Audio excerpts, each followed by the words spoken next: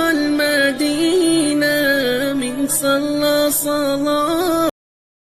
یہ تینوں کو اللہ کے رسول صلی اللہ علیہ وسلم نے ان کے مد مقابل کے لیے بھیجا. اب حضرت علی تو وہ ولید کے مقابلے میں گئے، اور جو حضرت عبیدہ تھے وہ عتبہ کے مقابلے میں گئے، اور حضرت حمزہ تھے وہ شیبہ کے مقابلے میں گئے. ایک ایک کے مقابلے میں تینوں کھڑے ہو گئے. اب جو حضرت حمزہ تھے شیبہ کے مقابلے میں کھڑے تھے، ان کی لڑائی شروع ہوئی، پہلے ہی وار میں حضرت حمزہ نے اس کو قتل کر دیا. ولید کو حضرت علی رضی اللہ تعالیٰ عنہ نے تھوڑی ہاتھا پائی ہوئی، تھوڑی لڑائی ہوئی، اس کے بعد ولید کو قتل کر دیا. لیکن چونکہ جو عبیدہ تھے ان کے مقابلے میں جو عتبہ تھا، ان کی لڑائی تھوڑی تنگ ہو گئی اور کافی مشکل ہو گئی، اور بار بار حملے سے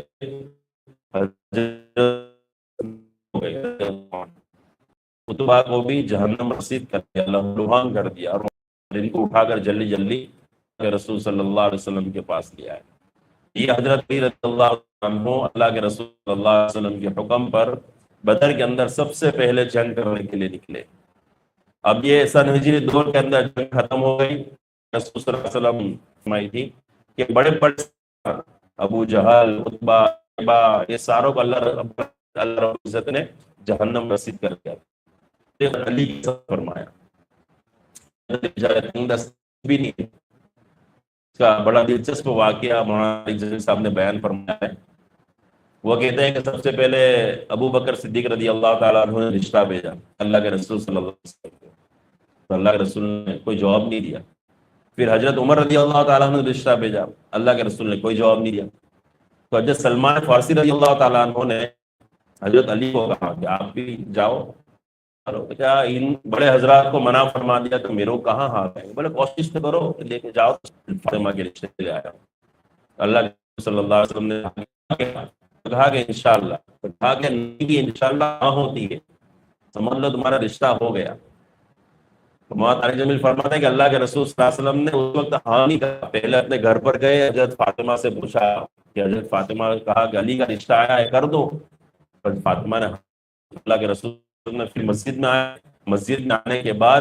پھر سارے صحابہ کو جمع کیا اور کہا کہ حضرت کی طرف سے مجھے بات بختر بند ہوتا ہے گا، وہ کہا کہ یہ آپ خرید لو. تو 450 درہم کر دیا کہ آپ کو یہ رقم بھی ہدیہ اور یہ زیرہ بھی ہدیہ. تو 400 درہم اللہ کے رسول صلی اللہ علیہ وسلم نے حضرت علی نے حضرت فاطمہ الزہرا رضی اللہ عنہا کی مہر طے کی. اللہ کے رسول صلی اللہ علیہ وسلم نے 400 درہم کے بدلے میں نکاح پڑھایا. مولانا فرماتے ہیں کہ پھر مسجد نبوی کے اندر جتنے صحابہ تھے ان کو شہد کا شربت بھی پلایا. اور نکاح کے بعد الگ الگ 4 روایت ہے. ایک روایت ہے کہ فوراً رخصتی ہو گئی، ایک روایت ہے کہ 1 مہینے کے بعد رخصتی ہوئی، ایک روایت ہے کہ 6 مہینے کے بعد، اور ایک روایت ہے کہ 1 سال کے بعد. لیکن فوراً روایت تو زیادہ قوی نہیں ہے، قوی ہے مدت ہوئی ہے 1 مہینہ، 6 مہینہ، 1 سال. تو حضرت عقیل حضرت سلمان رضی اللہ تعالیٰ نے تقاضا کیا حضرت علی سے کہ بھائی رخصتی ہو جانا چاہیے، رخصتی کر لو اب. تو حضرت علی رضی اللہ تعالیٰ عنہ آپ صلی اللہ علیہ وسلم کے پاس گئے اور ان سے درخواست کی کہ رخصتی کرا دے. تو اللہ کے رسول نے کہا کہ ٹھیک ہے بالکل رخصتی کر لے. شہد کا شربت پلایا. اس کے بعد میں نے کل کہا کہ 1 مہینہ، 6 مہینہ، 1 سال کے بعد درخواست کی کہ اب رخصتی ہو جاوے. تو سب سے پہلے آپ صلی اللہ علیہ وسلم نے رخصتی کے لیے حضرت علی کا، چونکہ گھر کے ہی تھے، بھائی کے ہی بیٹے تھے، چچا کے بیٹے، چچا ساتھ بھائی تھے، تو چھوٹا سا کمرہ کرائے پر رہتے تھے. تو اسماء ابن امیس اور حضرت ام ایمن ان دونوں کو بھیجا کہ ان کا گھر ذرا صاف صفائی کر کے آؤ. تو گھر ایسے ہی پڑا تھا تو ان کو پورا لیپا لال مٹی کے ذریعے سے، نیچے کے کھڈے برابر کرے، اس کو لیول کرا، چاروں طرف کی دیواریں تو اس کو برابر لیپ کر تیار کرا،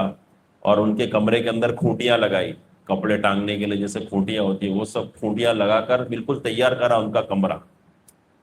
پھر آپ صلی اللہ علیہ وسلم کو اطلاع دی. آپ صلی اللہ علیہ وسلم نے کہا کہ آ جائیے، کہ بھائی کچھ لوگ 2 4 5 لوگ گھر کے آ کر نے لڑکی کو لے جاؤ، یہ بھی ایک طریقہ ہے.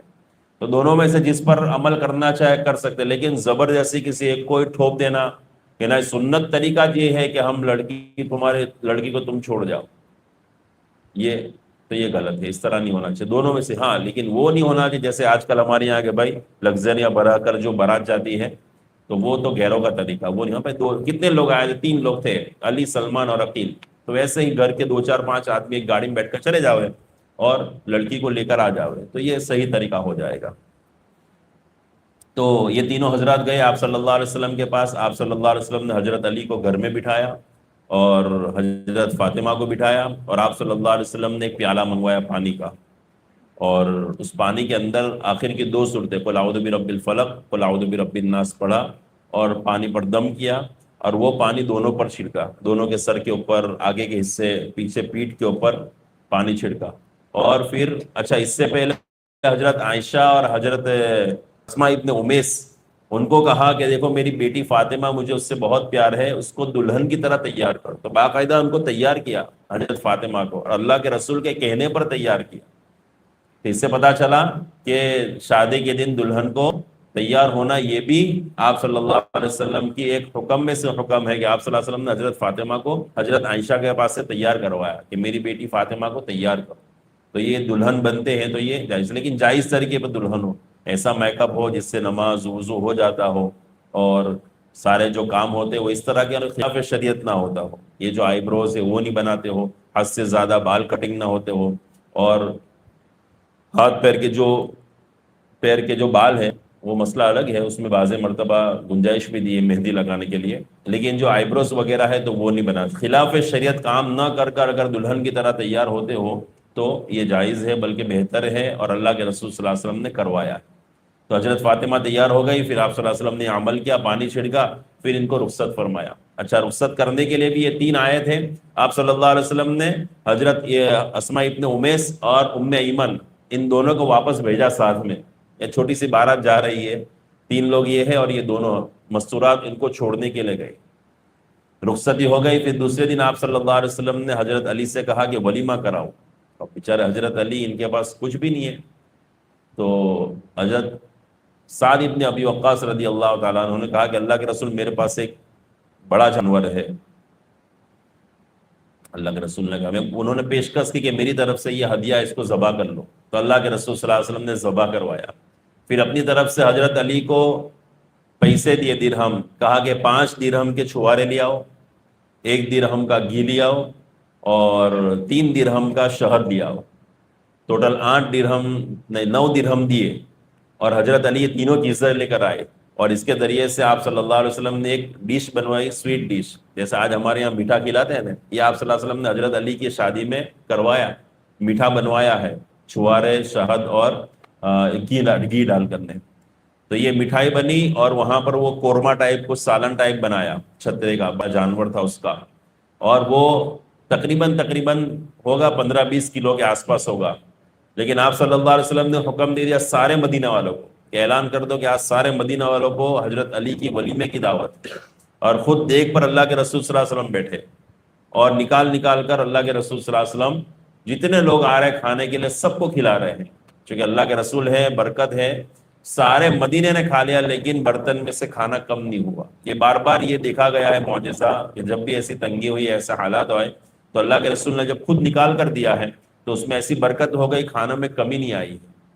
تو اس طرح سے آپ صلی اللہ علیہ وسلم نے حضرت علی رضی اللہ تعالیٰ عنہ کا ولیمہ فرمایا، شادی ہو گئی سن ہجری 2 کے اندر، اور بدر کا واقعہ میں نے آپ کو بتا دیا۔ اس کے بعد تیسرا سال آیا سن ہجری 3 کے اندر، احد کا واقعہ ہو، واقعہ آپ کو سب پتا ہے، لیکن اس میں حضرت علی کا جو کردار ہے وہ مجھے بتانا ہے کہ مصعب ابن عمر رضی اللہ تعالیٰ عنہ کے ہاتھ میں آپ صلی اللہ علیہ وسلم نے جھنڈا دیا تھا، ان کی شہادت ہو گئی، جھنڈا گر گیا، حضرت علی رضی اللہ تعالیٰ عنہ نے جھنڈا اٹھا لیا۔ جھنڈا اٹھانے کا مطلب یہ ہوتا ہے کہ موت کو دعوت دینا، اس لیے کہ جس کے ہاتھ میں جھنڈا ہوتا ہے سب کفار اس کی طرف ٹوٹتے ہیں، تو جیسے ہی حضرت علی نے جھنڈا اٹھایا ہے کفاروں کا ہجوم در ہجوم حضرت علی کی طرف پلٹا،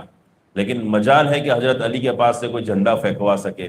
اتنی دلیری کے ساتھ حضرت لڑے ہیں کہ صفے کے صفے کفاروں کی پلٹ کر رکھ دی۔ جب کچھ افاقہ ہوا، کچھ حالات صحیح ہوئے، آپ صلی اللہ علیہ وسلم جب زخمی ہو گئے، آپ صلی اللہ علیہ وسلم کو اوپر پہاڑ پر لے گئے، تو یہاں سے خون بند نہیں ہو رہا تھا، تو حضرت علی رضی اللہ تعالیٰ عنہ پانی کی تلاش میں نکلے، تو احد پہاڑ کے بیچ میں چھوٹا سا ایک کھاڑا بنتا ہے، آپ دیکھنا اس نے زبیر ریاض نے اس کو کور کیا ہے، وہ کھاڑے کے پاس گئے بھی ہے جہاں پر پانی بھی تھا، اور باقاعدہ بتایا کہ یہی وہ کھاڑا ہے جہاں سے آپ حضرت علی رضی اللہ تعالیٰ عنہ نے پانی بھرا ڈھال کے اندر اور آپ صلی اللہ علیہ وسلم کے پاس لے کر، آپ صلی اللہ علیہ وسلم نے دیکھا کہ اس میں سے اسمیل آ رہی ہے، بدبو آ رہی ہے، تو آپ صلی اللہ علیہ وسلم نے پانی نہیں پیا، اس لیے کہ بارش کا پانی تھا، کوئی جھرنا نہیں تھا، وہ پانی جمع ہو کئی مدت ہو چکی تھی تو اس کے اندر اسمیل آ گئی۔ تو آج بھی ویسے ہی ہے، بارش کا پانی آتا ہے، جمع رہتا ہے، کئی دنوں تک اس کے اندر پانی رہتا ہے، چھوٹا سا کھاڑا ہے۔ تو زبیر ریاض نے اس کو بتایا کہ دیکھو یہی ایسے ہی اسی طرح کا پانی جمع تھا جس میں اسمیل بدبو آ رہی تھی، آپ صلی اللہ علیہ وسلم نے اس کو پیا نہیں، تو پھر اس سے آپ صلی اللہ علیہ وسلم کے زخم صاف کیے، لیکن خون بند نہیں ہو رہا تھا۔ حضرت فاطمہ بھی تھی، تو پھر حضرت فاطمہ نے کیا کیا، چٹائی جو ہوتی ہے اس ٹائم پر، چٹائی اور لکڑی کی اس کی چھال کی بنتی تھی، تو اس چٹائی کو جلایا، اس کی راکھ بنائی، اور اس کی راکھ پھر آپ صلی اللہ علیہ وسلم کے زخم کے اندر دبائی، تو اس کے بعد پھر اللہ کے رسول صلی اللہ علیہ وسلم کا خون بند ہوا ہے۔ تو یہ خدمت حضرت علی رضی اللہ تعالیٰ عنہ نے جنگ احد کے اندر بیان کی آپ صلی اللہ علیہ وسلم۔ اس کے بعد باری ہے جنگ خندق کی، جس میں مشہور قصہ ہے کہ آپ صلی اللہ علیہ وسلم نے خندق کھدوائی، اس لیے کہ مکہ والوں کا آنے کا ایک ہی راستہ تھا، جہاں پر مدینہ تھا اس کے پیچھے پہاڑ تھے، اور اتنے تیز نوکیلے پتھریلے پہاڑ ہے کہ وہاں سے گھوڑوں کے ساتھ لشکر کے آنا ناممکن، اور اس کے بعد میں بڑا جنگل تھا، بڑی جھاڑیاں تھی، تو وہاں سے ہی ممکن نہیں تھا، اور اس طرف بنو قریظہ کا محلہ تھا، اور بنو قریظہ کے ساتھ ایگریمنٹ تھا، ڈیفینڈ ایگریمنٹ تھا کہ بھائی مدینہ کے اوپر کوئی بھی حملہ کرے گا،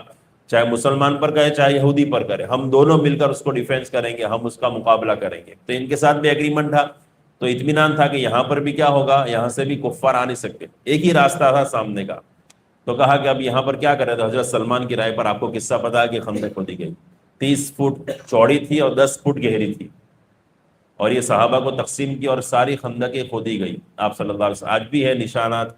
7 مساجد، 7 مسجدیں چھوٹی چھوٹی بنی ہوئی ہے، جو لوگ گئے انہوں نے دیکھا ہے کہ اللہ کے رسول صلی اللہ علیہ وسلم کے نام کی مسجد ہے، صحابہ کی، حضرت عمر کی، تو 7 مسجدیں ہیں، وہ نشانی ہے یہاں پر خندق کھودی گئی تھی۔ تو خندق کھود گئی اور یہ کفار لوگ آئے تو پریشان ہو گئے، ان کو راستہ ہی نہیں مل رہا ہے۔ تو اس کے اندر ایک بڑا شہ سوار تھا، عمرو ابن عبد ود کر مکہ کے اندر رہتا تھا، وہ اتنا پہلوان آدمی تھا کہ وہ آج تک ایک بھی جنگ نہیں ہارا تھا،